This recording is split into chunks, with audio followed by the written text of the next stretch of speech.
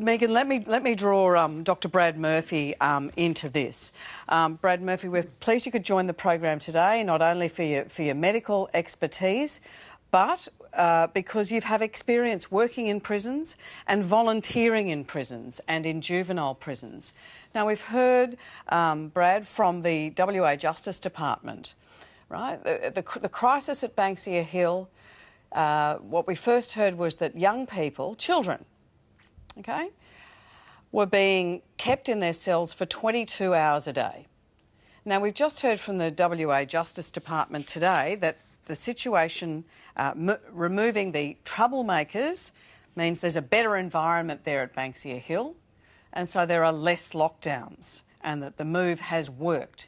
And yet, they say, these children are only out of their cells, these are children, 7.62 hours per day, so they're locked up for more than 16 hours a day, 36 incidents of self-harm, 1 suicide attempt in July, and in the first 8 days of August, Brad, 3 self-harm incidents. What does that say to you with your experience about what is still going on at Banksia Hill?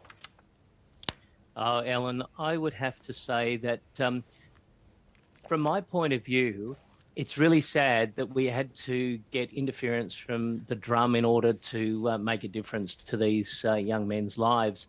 And what's really sad from my point of view is listening to Megan tell her story, that she had no notes. This all came from her heart.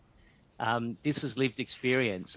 This is her world. And I'm really excited to hear about what happens. From my point of view, this is about role models. When we have role models, when we have people like Megan and Jerry going in and doing this stuff, we get real outcomes, because this is about children do better in families. They do better at school. This is not the environment. They get learned behaviours. And once they get learned behaviours, it's really hard to get rid of it. You know, it's great that they've got some mental health supposedly, but having access and actually getting access and engaging with that process are two very different things. You know, this is not what we want our young children growing up in. I mean, this is my lived experience too as an Aboriginal man.